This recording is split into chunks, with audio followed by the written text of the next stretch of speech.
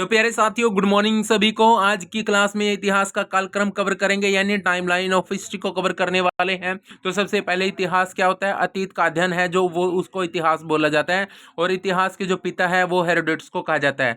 तो बात करें, इतिहास के 3 पार्ट होते हैं: प्रागैतिहासिक काल, आध्यैतिहासिक काल और ऐतिहासिक काल। इंग्लिश में आप पढ़ लेना। उसके बाद बात करें प्रागैतिहासिक काल में, की पूरी डिटेल में पढ़ लेते हैं। इसमें क्या होता है? लिखित साक्ष्य उपलब्ध नहीं है, मतलब साक्ष्य तो मिले बट हाँ। तो साथियों, जो हमारे पास प्रागैतिहासिक काल है उसमें लिखित साक्ष्य उपलब्ध नहीं है।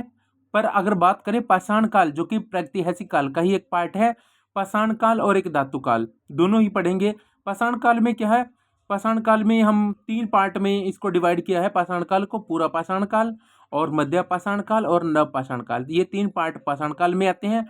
और धातु युग में हम क्या करेंगे? ताम्र युग आएगा सबसे पहले, उसके बाद कांस्य युग आता है और बाद में आता है लौह युग। उसके बाद बात करें अगर हम पाषाण काल की, पूरी डिटेल में हम पढ़ लेते हैं। जो पाषाण काल है उसमें पत्थर के औजारों का प्रयोग होता था और इसे 3 भाग में बांटते थे। भारत में सर्वप्रथम 1863 में रॉबर्ट ब्रूस फुट ने पाषाणकालीन सभ्यता की खोज की।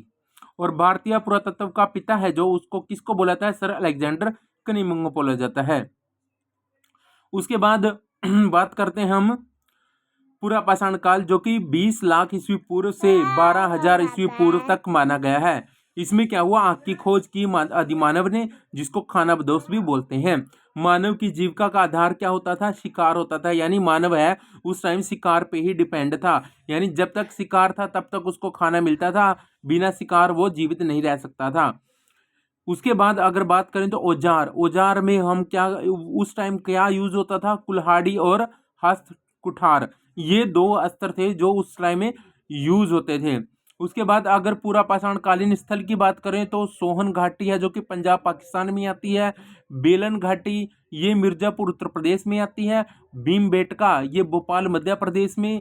ये भीमबेटका में क्या है? चट्टानों में चित्रकला दिखाई गई है। नेवास, ये भी पूरा पाषाण कालीन स्थल है, जो कि महाराष्ट्र में पड़ता है। और पहलगांव, ये सबसे ज्यादा फेमस है, ये कश्मीर में पड़ता है। अगर बात करें मध्य पाषाण काल, जो कि 12,000 ईस्वी पूर्व से 10,000 ईस्वी पूर्व तक माना गया, इसमें अंत्योष्ठि कार्यक्रम चले और माइक्रोलिथ एज इसमें फेमस माना गया। तो अगर औजारों की बात करें हम, तो पलक यानी फलक, छेदनी और खुरचनी, ये उनके प्रमुख औजार हुआ करते थे। मुख्यतः आखेटक पशुपालक ये प्रमुख माने गए। सबसे पहला पालतू पशु है वो कुत्ता होता था। मध्य पाषाण कालीन स्थल की बात करें तो उसमें आदमगढ़ आता है, जो कि मध्य प्रदेश का है। बागोर, ये राजस्थान में पड़ता है। बात करते हैं नव पाषाण काल की, जो कि 10,000 ईस्वी पूर्व से 3,000 ईस्वी पूर्व तक चला, यानी सबसे लंबा काल। स्थायी आवास जो इसका पशुपालन ही था। कृषि का साक्ष्य है जो मेहरगढ़ पाकिस्तान में मिला है।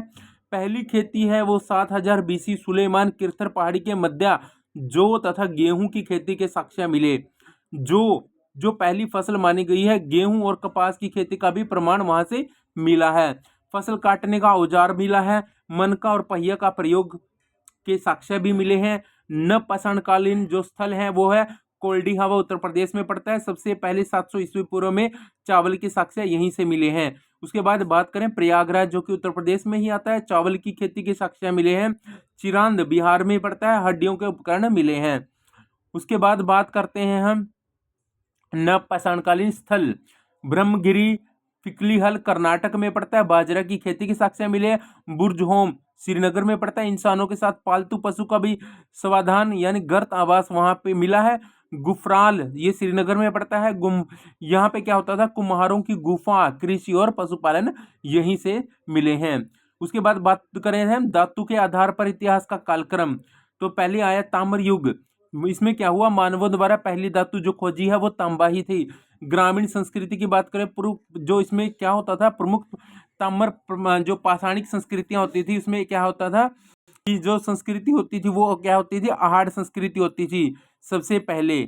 उसके बाद कायता संस्कृति आई, फिर रंगपुर संस्कृति आई, फिर मालवा संस्कृति आई और जारवे संस्कृति सबसे बड़ा स्थल माना गया है।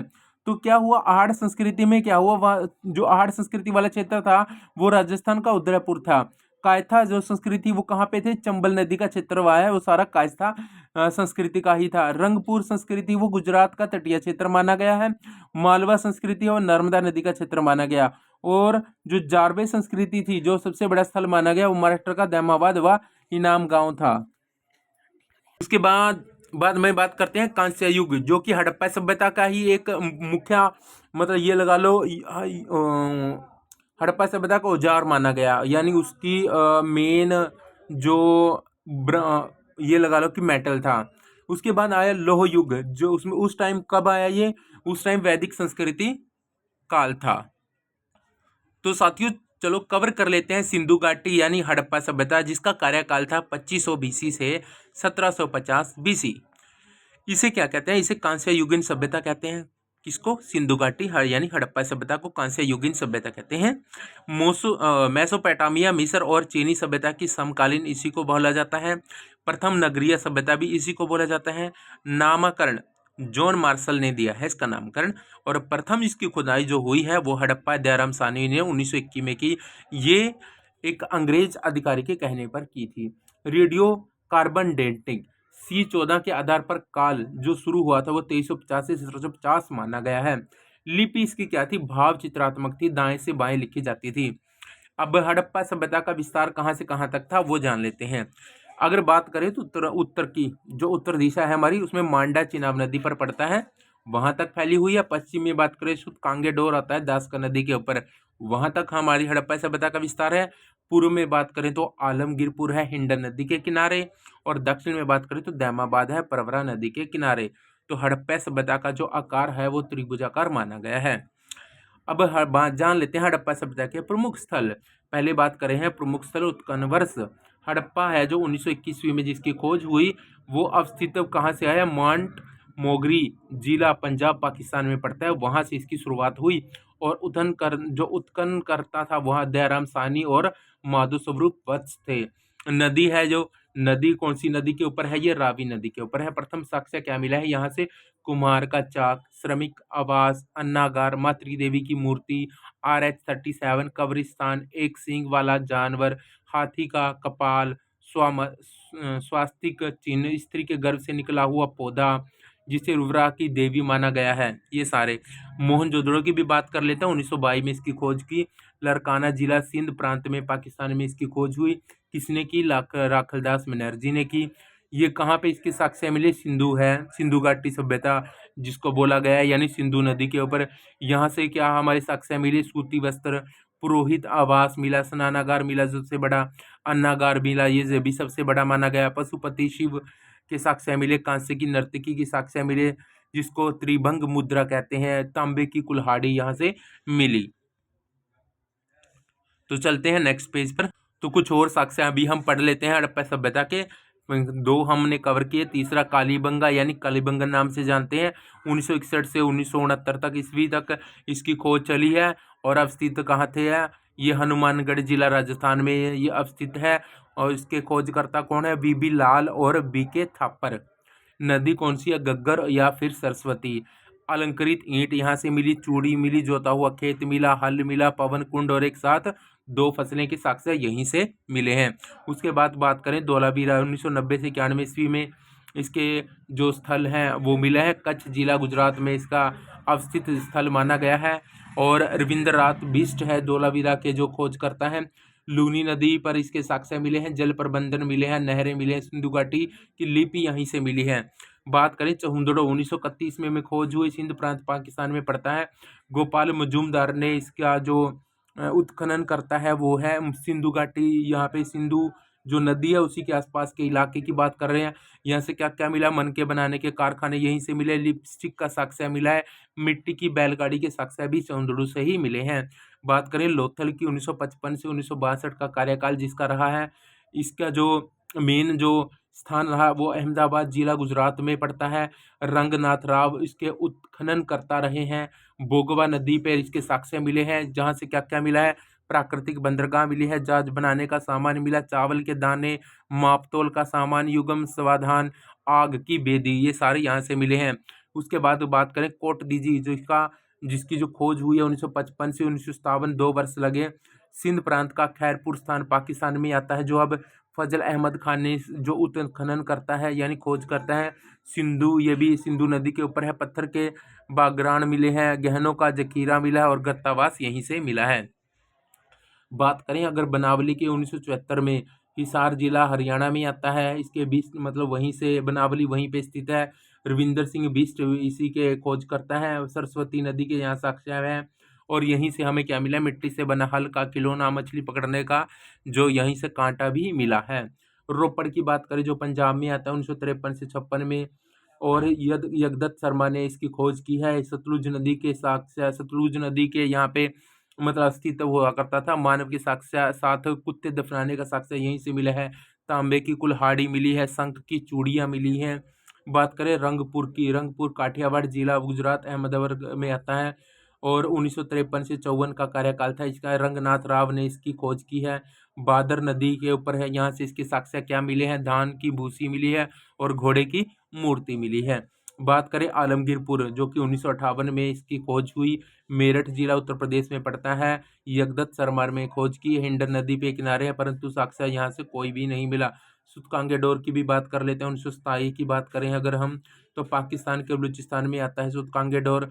ऑरेंस्टाइन ने इसकी खोज की है। दासक नदी के किनारे, यहाँ से एक तो बंदरगाह के साक्ष्य मिले हैं। उसके बाद सुतकागो 1962 में इसके साक्ष्य मिले हैं पाकिस्तान के बलूचिस्तान में। जॉर्ज डेल से हैं जो इसके खोज करते। तो चलिए जान लेते हैं हड़प्पा सभ्यता की कुछ प्रमुख विशेषताएं के बारे में। जैसे कि मोहनजोदड़ो का अर्थ क्या होता है, मृतकों का टीला, किंतु यहाँ के कब्रिस्तान, यहाँ से कब्रिस्तान नहीं मिला है, बल्कि एक ही स्थान पर कंकाल का ढेर यहाँ पर मिला है। मोहनजोदड़ो का विशाल अन्नागार, ये भी बहुत फेमस है, सिंधु सभ्यता का सबसे बड़ा भवन या इमारत इसको कह सकते हैं। राखी गढ़ी की बात करें तो सबसे बड़ा उत्खनित हड़प्पा सभ्यता स्थल है। यहाँ की सड़क एक दूसरे को समकोण पर काटती हैं तथा ये पूर्व पश्चिम दिशा में थी, जिसे हवा द्वारा सड़क स्वतः साफ हो जाती थी। उसके बाद नगर नियोजन तथा जल निकास इसकी सबसे बड़ी व्यवस्था थी। और नगरीय अवशेष के दो भागों में विभाजित था। ऊपरी भाग दुर्गीकृत कहा जाता था एवं निम्न भाग को छोटी भवनी कहा जाता था। इसकी नालियां ढकी हुई थी तथा सड़क सीधी बिल्कुल थी और अपवाद लोथल था। लोथल में ऐसा नहीं था। अर्थव्यवस्था का मुख्य आधार कृषि ही होता था। इसके बाद इसका व्यापार विदेशों में होता था और इनकी समाज मातृसत्तात्मक थी।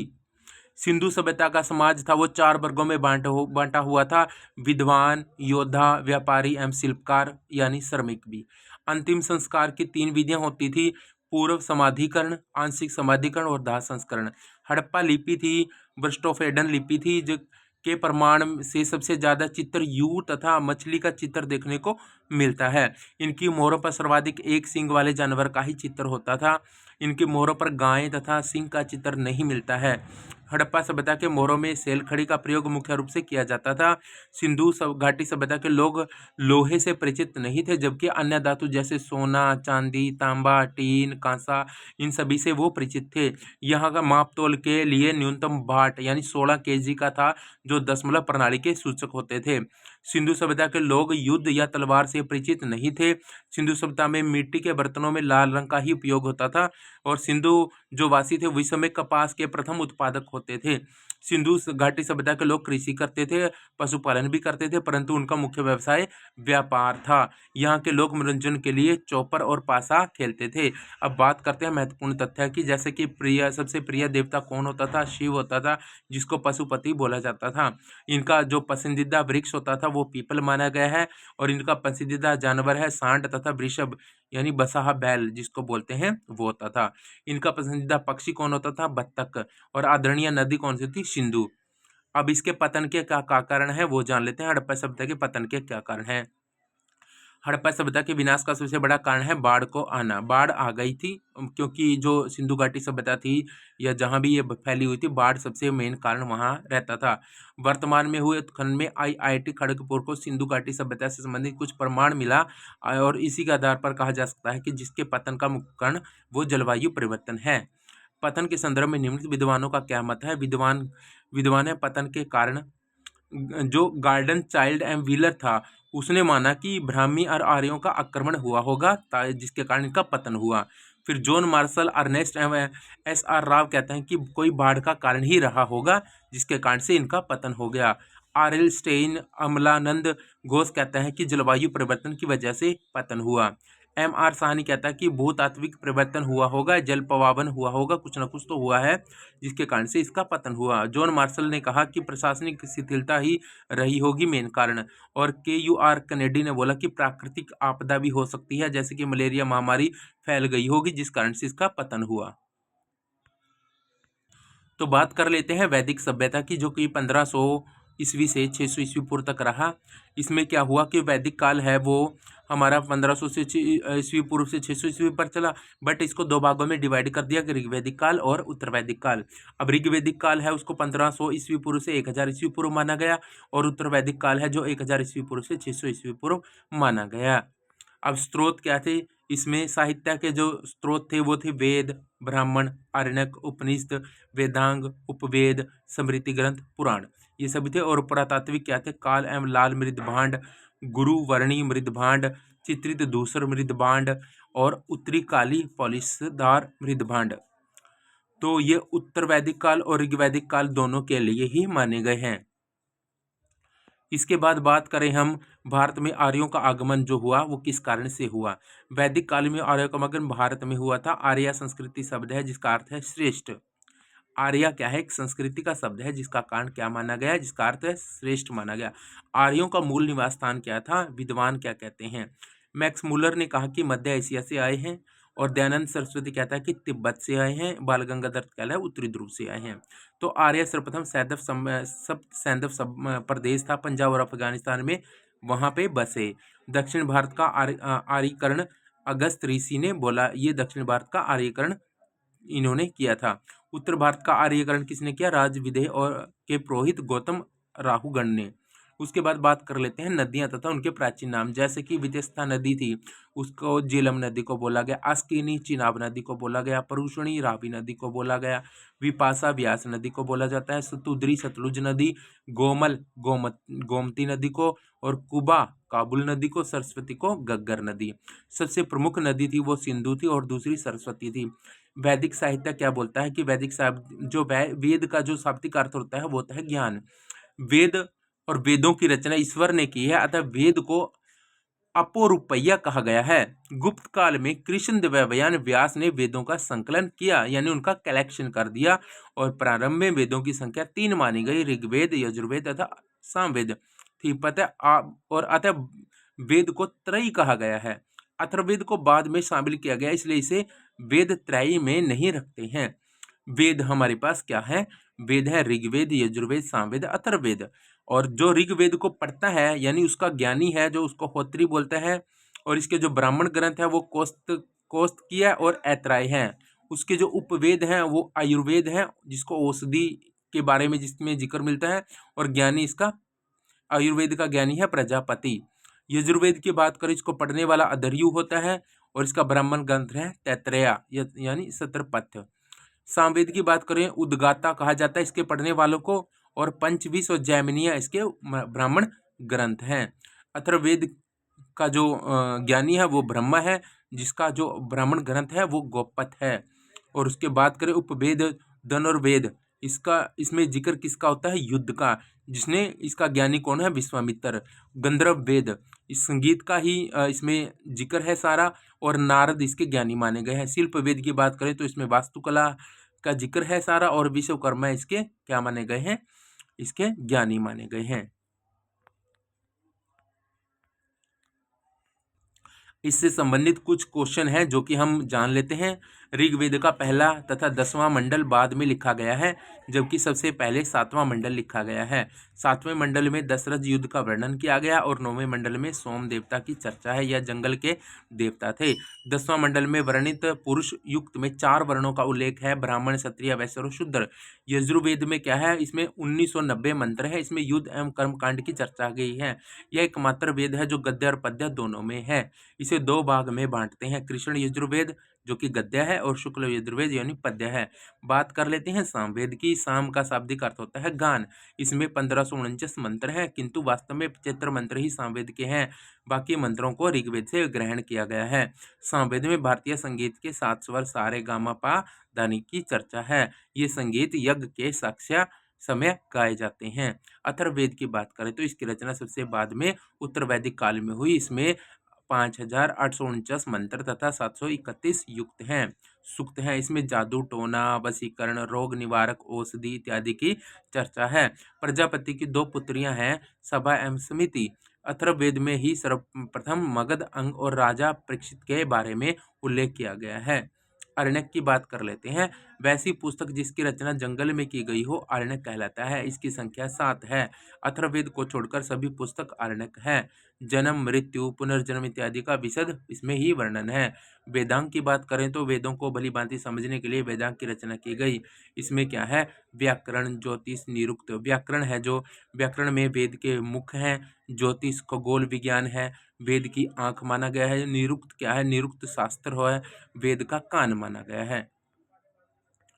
उसके बाद बात करते हैं हम वेदांग में शिक्षा की। शिक्षा शास्त्र से संबंधित है। वेद का मस्तिष्क माना गया है शिक्षा शास्त्र को। कल्प यानी कल्प शास्त्र, कर्म कांड का प्रतिपादन यानी यज्ञ। छंद, छंद शास्त्र है वेद मंत्र। ब्राह्मण ग्रंथ की बात करें तो रचयिता याज्ञवल्क्य मुनि है और वेदों की विशिष्ट व्याख्या के लिए रचना गद्य रूप में है। प्रत्येक वेद के कोई न कोई ब्राह्मण ग्रंथ होता है। पुराण की बात करें तो रचयिता महर्षि लोमहर्ष तथा इनके पुत्र उग्रश्रवा है। इनकी संख्या 18 है। इसे प्राचीन राजवंशों की जानकारी मिलती है, जैसे कि विष्णु पुराण मौर्य वंश से संबंधित है। मत्स्य पुराण सातवाहन वंश से 10 अवतारों की चर्चा इसमें की गई है। वायु पुराण में गुप्त वंश की चर्चा है। उपनिषद की भी बात कर लेते हैं तो इसमें क्या है? गुरु के समीप जो बैठकर ज्ञान प्राप्त कर लेता है उसको उपनिषद कहते हैं। संख्या 108 है, किंतु 13 उपनिषद को ही मान्यता है। इसमें जैसे कि उपनिषद है जो हमारे पास छंदोग्य है, देवती, ये देव की पुत्र कृष्ण का सर्वप्रथम उल्लेख है। बृहदारण्य है, सबसे प्राचीन उपनिषद है। गार्गी याज्ञवल्क्य संवाद इसमें ही है। कठोपनिषद है, यज्ञ, इसमें यम नचिकेता संवाद इसमें ही है। और अगर बात करें ज्वालोपनिषद, आश्रय व्यवस्था इसी में है। 4 आश्रम इसी में ही जिक्र है। 4 आश्रम का। मुंडकोपनिषद है, सत्यमेव जयते यहाँ से लिया गया है। ईशोपनिषद है, याज्ञवल्क्य श्वेत केतु संवाद इसी से लिए गए हैं। और श्वेत रूपनिषद, सत्यम शिवम और सुंदरम यहीं से लिए गए हैं। आलोकपनिषद ये अंतिम उपनिषद है अकबर के समय का। यजुर्वेद के प्रमुख उपनिषद है कठोपनिषद, मैत्रायत्री और श्वेत सुब्रोपनिषद। सामवेद के प्रमुख उपनिषद हैं छंदोग्य तथा जैमिनी। अथर्ववेद के प्रमुख उपनिषद मुंडकोपनिषद, प्रश्नोपनिषद तथा मांडुक्योपनिषद। तो बात कर लेते हैं महाकाव्य की। महाकाव्य की संख्या 2 है। रामायण है जिसके रचयिता महर्षि वाल्मीकि हैं। मूलतः 12,000 श्लोक, किंतु वर्तमान में 24,000 श्लोक और 7 कांड हैं। महाभारत की बात करें तो रचयिता वेद व्यास है। मूलतः 8,800 श्लोक हैं। जय संहिता भी इसको बोला जाता है। वर्तमान में 1,00,000 श्लोक हैं और सतशास्त्री संहिता भी इसको बोलते हैं। 18 पर्व में विभाजित है। इसमें दर्शन, दर्शन की बात करें तो भारतीय दर्शन, षड दर्शन इसको बोला जा सकता है। दर्शन की बात करें सांख्य दर्शन, न्याय दर्शन, योग दर्शन, वैशेषिक दर्शन, उत्तर मीमांसा, पूर्व मीमांसा, ये सारे इसके पार्ट हैं। और इसके प्रतिपादक के बारे में जान लेते हैं। जैसे कि सांख्य दर्शन है, इसके प्रतिपादक कपिल है। न्याय दर्शन के गौतम है। योग दर्शन के पतंजलि हैं। वैशेषिक दर्शन के कणाद हैं। उत्तर मीमांसा के बादरायण है। पूर्व मीमांसा के जैमिनी हैं। ऋग्वैदिक काल में बात करें तो राजनीतिक व्यवस्था कैसी थी? प्रशासन को केंद्र, जो प्रशासन का केंद्र होता था वो कबीला होता था। सबसे बड़ा पद होता था राजा का। जनता चुनती थी जिसको। राजा किसी भी निर्णय को लेने के पहले विभिन्न समितियों में बैठकर इसकी चर्चा करता था। संस्थाएं क्या होती थी? सभा, समिति और विदत होता था। सभा में क्या होता था? निम्न साधारण लोगों का संगठन होता था। समिति क्या होता था? उच्च वर्ग के लोगों का संगठन होता था। विदत क्या होता? सबसे महत्वपूर्ण संगठन था। सभा तथा विदत में भाग लेने की अनुपस्थिति महिलाओं की भी थी। यज्ञ की बात करें तो यज्ञ 3 प्रकार के थे। अश्वमेघ यज्ञ, वाजपेय यज्ञ और राष्ट्रीय यज्ञ। सबसे छोटी इकाई गांव होती थी जिसका प्रधान ग्रामिक होता था। सबसे बड़ी इकाई जन होती थी जिसका प्रधान राजन होता था। उसके बाद बात कर लेते हैं धार्मिक स्थिति की। तो वैदिक काल के देवता कौन से होते थे? इंद्र, अग्नि, वरुण, सोम, मारुत, रुद्र, विष्णु, ये सभी हमारे धार्मिक जो देवता होते थे। अब इंद्र की बात करें तो यह सबसे महत्वपूर्ण देवता माना जाता है। चर्चा 250 बार युद्ध, पुरंदर का युद्ध था तथा वर्षा का देवता इसको माना गया है। अग्नि दूसरा सबसे महत्वपूर्ण देवता माना गया है। चर्चा 200 बार हुई। मानव और देवताओं के बीच मध्यस्थता करता है।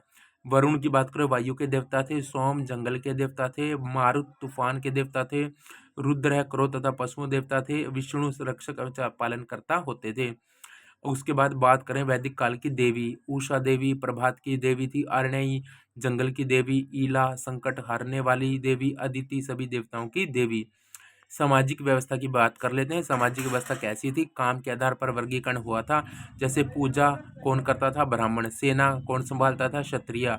व्यापार वैश्य सदा और अन्य वर्णों की सेवा करना ये शूद्र का काम होता था। पितृसत्तात्मक परिवार होता था। बहुपति प्रथा प्रचलित थी। नियोग प्रथा और विधवा विवाह का प्रचलन था। बाल विवाह का प्रचलन नहीं था। धार्मिक स्थिति बात करें तो कृषि का ज्ञान पशुचारण कहलाता था। युद्ध का पर्याय गतिविधि गाय के लिए युद्ध होता था। सबसे प्रिय पशु होता था गाय, जिसको क्या कहते थे? अगन्या।